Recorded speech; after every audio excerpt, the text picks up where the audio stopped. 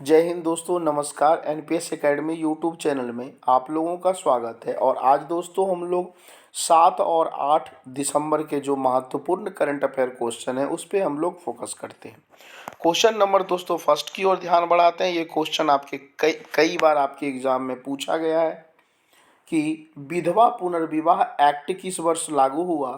तो विधवा पुनर्विवाह जो एक्ट हुआ 26 जुलाई 1856 ईस्वी को लागू हुआ।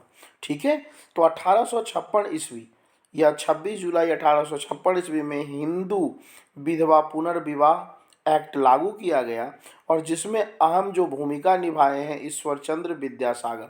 ठीक है, 1856 में जो दोस्तों एक्ट लागू किया गया कि जो विधवा हैं, हिंदू महिलाएं जो विधवा हैं जिनके पति एक्सपायर कर गए तो वो दोबारा से भी शादी कर सकते हैं। ठीक है, इसको लागू करने वाला जो गवर्नर था उसका नाम था लॉर्ड डलहौजी। ठीक है, अगले प्रश्न की ओर दोस्तों ध्यान बढ़ाते हैं। भारत का एक उपराष्ट्रपति होगा। उपराष्ट्रपति को दोस्तों हम लोग सभापति भी कहते हैं, जो अपर हाउस के हेड होते हैं। तो भारत का एक उपराष्ट्रपति होगा, वाइस प्रेसिडेंट होगा। उसकी चर्चा भारतीय संविधान के किस अनुच्छेद या आर्टिकल में किया गया है। तो उसके लिए आर्टिकल कौन सा है, 63 नंबर का आर्टिकल है। अगले प्रश्न की ओर दोस्तों बढ़ते हैं। प्रश्न संख्या 3। हाल फिलहाल में कनाडा के मॉन्ट्रियल शहर में, कनाडा में एक शहर है जिसका नाम मॉन्ट्रियल है। कनाडा के मॉन्ट्रियल शहर में 2 सप्ताह तक जैव विविधता सम्मेलन का आयोजन किया जाएगा। बायोडाइवर्सिटी है ना, इन्वायरमेंट को लेकर 2 सप्ताह तक जैव विविधता का आयोजन किया जाएगा।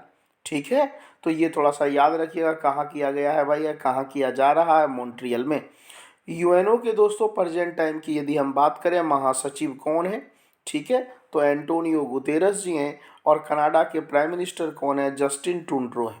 तो ऐसे क्वेश्चन कई बार पूछ दिया जाता है रैंडमली, लेकिन ये याद रखिएगा कि जैव विविधता सम्मेलन 2022 कहाँ हुआ, तो कनाडा के मॉन्ट्रियल में हुआ है। ठीक है, अगले प्रश्न की ओर दोस्तों बढ़ते हैं। प्रश्न संख्या 4।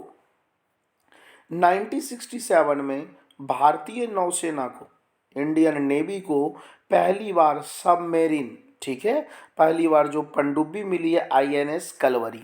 तो आप ध्यान रखिएगा भारत का पहला पनडुब्बी सबमेरीन कौन सा था, आईएनएस कलवरी के रूप में शामिल किया गया या आईएनएस कलवरी था। और इसकी अहम भूमिका 1971 में रही जब भारत पाकिस्तान युद्ध हो रहा था।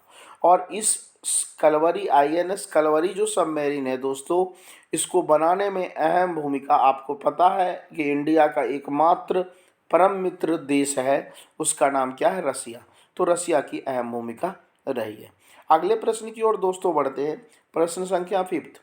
2019 में फिनलैंड की सना मारिन, ये भी क्वेश्चन याद रखिएगा, जो 34 वर्ष की है, 34 ईयर की।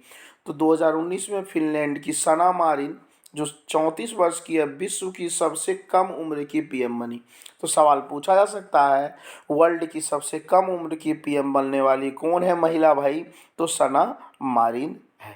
ठीक है, फिनलैंड की। कब बनी थी, तो 2019 में बनी थी। अगले प्रश्न की ओर दोस्तों, यहाँ पे कई प्रश्न हैं, बड़े अच्छे तरीके से आप लोग देखिएगा और समझिएगा। ठीक है, थोड़ा मैं बड़ा कर देता हूँ जो कि आपको परेशानी ना हो। क्वेश्चन संख्या दोस्तों यहाँ पे है, मस्क, आपको पता है एलन मस्क दुनिया के सबसे टॉप अमीर व्यक्ति थे, पहले नंबर के व्यक्ति थे। तो यहाँ साफ साफ लिखा हुआ है, मस्क ने बुधवार को दुनिया के सबसे अमीर व्यक्ति का खिताब खो दिया। कहने का मतलब नंबर 1 पे नहीं रहे थे, क्योंकि आपको पता है हाल फिलहाल में अपनी इलेक्ट्रॉनिक कार कंपनी टेस्ला के शेयर बेचकर, टेस्ला जो इनकी कंपनी थी उसका शेयर बेचकर ट्विटर को ये खरीद लिए थे। इस कारण से इनकी स्थिति थोड़ी सी बिगड़ गई। और अभी प्रेजेंट टाइम में दुनिया के सबसे नंबर 1 के जो अमीर हैं वो कौन है, लग्जरी ब्रांड, ध्यान रखिएगा, लग्जरी जो गाड़ी होती है, ब्रांड लुई विटन के मुख्य कार्यकारी बर्नार्ड अर्नॉल्ट अब दुनिया के सबसे अमीर व्यक्ति हैं। तो ये थोड़ा सा याद रखिएगा कि लग्जरी ब्रांड के लुई जो ब्रिटेन के मुख्य जो अधिकारी हैं उसका नाम क्या है, बर्नार्ड अर्नॉल्ट अब दुनिया के सबसे अमीर व्यक्ति। ठीक है, इसी तरह से दोस्तों कुछ और प्रश्न हैं, मैं थोड़ा बड़ा कर देता हूं जो आपको परेशानी ना हो। ठीक है, लेकिन इसे अच्छे तरीके से समझिएगा आप लोग। अब यहाँ पे क्वेश्चन है दोस्तों, भारत की सबसे शक्तिशाली महिला निर्मला सीतारमण। तो यहाँ से पहला क्वेश्चन तो यही आ गया कि इंडिया में सबसे पावरफुल जो वुमेन है वो निर्मला सीतारमण जी है। निर्मला सीतारमण जी कौन से मिनिस्टर हैं? तो फाइनेंस मिनिस्टर का डिपार्टमेंट इन्हीं के पास है। आगे बढ़ते हैं, देखिए क्या कह रहा है भाई क्वेश्चन, हर एक चीज़ पे इस पे ध्यान देंगे हम लोग। केंद्रीय वित्त मंत्री बताए थे, फाइनेंस केंद्रीय वित्त मंत्री निर्मला सीतारमण एक बार फिर भारत की सबसे शक्तिशाली महिला बन गई है। फोर्ब्स की जो सूची जारी की गई है 2022, ठीक है, विश्व की 100 सबसे 100 महिलाओं की सूची जारी की गई, जिसमें निर्मला सीतारमण का स्थान कितना था? 36 नंबर का रहा। तो ये थोड़ा सा आप लोग ध्यान रखिएगा। अब यहाँ पे यदि देखा जाए शीर्ष 50 में लगातार चौथी बार ये शामिल हुई है। 2019 में दोस्तों इनकी स्थिति 34 नंबर की, 2020 में 41 नंबर पे रहे हैं, 2021 में 37 नंबर पे और 2022 में इनकी स्थिति 36वें नंबर पे रहे हैं। आगे और भी देखते हैं, और भी दोस्तों कई प्रश्न हैं। आगे प्रश्न है उर्सेला, देखिए उर्सेला वॉन डेर टॉप पर, तो महिलाओं में सबसे टॉप पर वर्ल्ड में कौन है? उर्सेला वॉन डेर टॉप पर है। देखिए यूक्रेन युद्ध के दौरान सक्षम नेतृत्व के साथ कोविड-19 महामारी से निपटने के लिए यूरोपीय आयोग के अध्यक्ष, जो यूरोपीय यूनियन है ना, उसके अध्यक्ष उर्सेला वॉन डेर लेयन सूची शीर्ष पर है। तो ये थोड़ा ध्यान रखिएगा, ये यूरोपीय यूनियन के हेड भी हैं उर्सेला जी। ये वर्ल्ड में महिलाओं की सूची में टॉप पर है, नंबर 1 पे है। उसके बाद कह रहा है यूरोपियन सेंट्रल बैंक के अध्यक्ष क्रिस्टीन लेगार्ड दूसरे स्थान पे हैं। वहीं अमेरिका के जो वाइस प्रेसिडेंट उपराष्ट्रपति कमला हैरिस हैं तीसरे स्थान पे। तो पहले पे कौन है? उर्सेला वॉन जी। दूसरे पे कौन है? यूरोपियन सेंट्रल के कौन है? क्रिस्टीना लेगार्ड है। और तीसरे नंबर पे जो अमेरिका की उपराष्ट्रपति है कमला हैरिस हैं। और भारत के जो है 36वें पोजीशन पे कौन है?